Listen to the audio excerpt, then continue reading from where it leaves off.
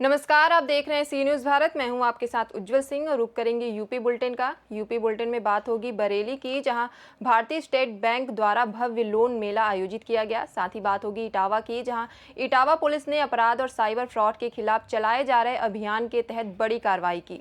ऐसी तमाम खबरों पर करेंगे विस्तार से चर्चा।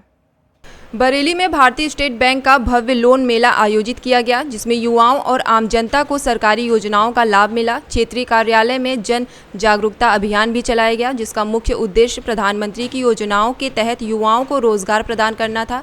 इस अवसर पर SBI ने स्वरोजगार के लिए लोन देने का साथ साथ प्रधानमंत्री की सौर ऊर्जा योजना के तहत भी लोन वितरित किए। बैंक ने 131 लाभार्थियों को कुल 5 करोड़ रुपए के लोन के चेक प्रदान किए, जिसमें SBI के महान प्रबंधक अनिल कुमार ने वितरित किया।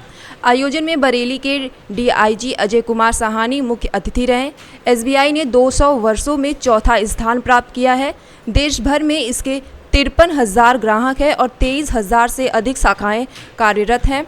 इस लोन मेले में युवाओं को व्यापार और सरकारी योजनाओं के लोन चेक वितरित किए गए, जिससे उनके चेहरे पर खुशी और उत्साह देखा गया।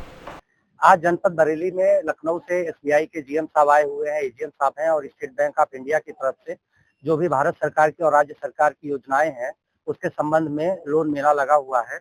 लोन मेला में जो भी लोग हैं जिनको आवश्यकता थी, जो भी इसके लाभार्थी हैं, सभी यहाँ पे आए हुए हैं और इन सभी लोगों को उसके संबंध में चेक का वितरण स्टेट बैंक ऑफ इंडिया की तरफ से किया गया है।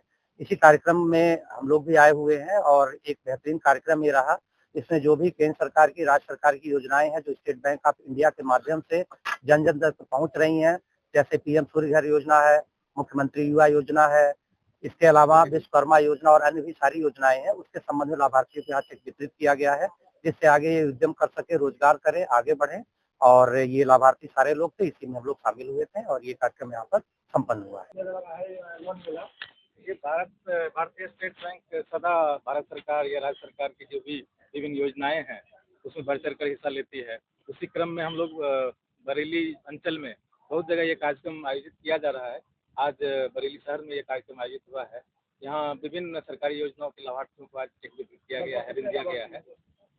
जैसे CM युवा योजना है, जैसे DIG साहब ने बोला है, स्वनिधि है, विश्वकर्मा है, इस सब लाभार्थियों को ऋण वितरित किया गया है और ये कड़ी चलती रहनी चाहिए। मेरा एक ही आग्रह रहेगा सारे लाभार्थियों से, ये व्यवसाय ढंग से करें, बैंक का ऋण समय पे चुकाएं और फिर आगे तरक्की करें। धन्यवाद। बरेली से सी न्यूज़ संवाददाता BS चंदेल की रिपोर्ट।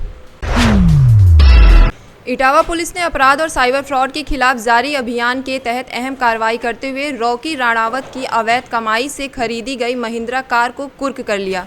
यह कार्रवाई कानपुर जोन के वरिष्ठ अधिकारियों के निर्देशन और वरिष्ठ पुलिस अधीक्षक इटावा के पर्यवेक्षण में थाना बसहेर पुलिस द्वारा की गई। विवेचन के दौरान पता चला कि राणावत के खिलाफ कई आपराधिक मामले दर्ज हैं और उससे यह वाहन ऑनलाइन साइबर फ्रॉड और अन्य आपराधिक गतिविधियों से अर्जित धन से खरीदा था। तथ्यों की पुष्टि होते ही पुलिस ने नियमानुसार कुर्क की कार्रवाई करते हुए वाहन को जब्त कर लिया। इटावा से सी न्यूज़ संवाददाता विशाल कुमार सक्सेना की रिपोर्ट। शामली जनपद दिल्ली रोडवेज बस स्टैंड पर एक बेहद शर्मनाक और सनसनीखेज मामला सामने आया है। आरोप है कि रमेश चंद्र गर्ग को दबंगों ने जबरन टेम्पो में उठाकर किडनैप कर लिया। इसके बाद आरोपियों ने उनकी बेरहमी से पिटाई की और इंसानियत की सारी हद पार करते हुए मुंह में पेशाब करने की घिनौनी कोशिश की। पीड़ित का कहना है कि मारपीट के दौरान आरोपियों ने धमकी दी। घटना के बाद रमेश गर्ग ने SP, एडिशनल SP और कोतवाली शामली के में शिकायत दी, लेकिन हैरानी की बात यह है कि 3 दिन बाद भी मुकदमा दर्ज नहीं किया गया। पीड़ित का आरोप है कि कोतवाली में उसे यह कहकर टाल दिया गया, कोर्ट से मुकदमा डलवा दो। घटना के बाद से पीड़ित का परिवार दहशत में है। प्रदेश सरकार की जीरो टॉलरेंस नीति के बीच यह घटना कई बड़े सवाल खड़े कर रही है। क्या शामली में दबंगों के हौसले बुलंद हैं या फिर पुलिस सिस्टम पूरी तरह लाचार हो चुकी है? आपका नाम? मेरा नाम रमेश चंद्र जी। रमेश जी, आप थाने आए हैं, क्या है पूरा मामला? वाले है जी, एक संदीप फाइनेंसर है जी, वो मुझे बहुत परेशान कर रहा, पिछली बार भी परेशान करा, उसको मुकदमा कर रखा जी। और उसके बावजूद भी उसका बाप और वो संदीप आया जी, संदीप टिंकू, और मुझे बहुत परेशान कर रहे जी। और मुझे उठा के टेम्पो में ले गए, टेम्पो में ले जाकर उन्होंने कहा मुँह खोल तेरे मुँह में पेशाब करेंगे। और मेरे बच्चों को बहुत परेशान कर रहा है कि मैं टेम्पो चालक हूँ जी, और मुझे जो है ना जहाँ मिले वहीं से गाली गलौज करेगी और तेरे मुँह में पेशाब करेंगे, और टेम्पो में बिठा के यही उन्होंने कोशिश करी जी, मुँह खोल तेरे मुँह में पेशाब करेंगे जी, और मेरे बच्चों को बहुत परेशान करेगी। मैं अपने बच्चों का पालन पोषण कैसे करूँगी? हाँ जी, मैं कप्तान के यहाँ भी दे सका जी, और वे थाने में भी दे रखी जी, मेरी कोई सुनवाई नहीं है। अगर मेरी कोई सुनवाई नहीं है मैं आत्महत्या कर लूँगा जी। के साथ भी बदतमीजी करी जी, और कच्ची कच्ची गाली जावे, धी बेटी की गाली देवे जी, टेम्पो में बिठा के जो है ना बस गुस्से अल्लाह सो मारे जी, करेंगे तेरे मुँह में, सुसु करेंगे तेरे मुँह में, ऐसी ऐसी बात बोल रहे हैं जी, और तुझे यहाँ से जो है ले जा के तेरा गोली मारेंगे।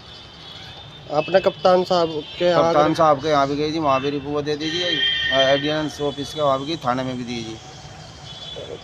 का मामला है जी वो, और मेरी कोई सुनवाई नहीं हो रही जी थाने में। मामला किस दिन का है? मामला 23 तारीख का है जी, कोई सुनवाई नहीं हो रही जी। शामली से सी न्यूज़ संवाददाता अविनाश शर्मा की रिपोर्ट। फिलहाल इस बुलेटिन में इतना ही। देश दुनिया की तमाम खबरों के लिए बने रहिए सी न्यूज़ भारत के साथ।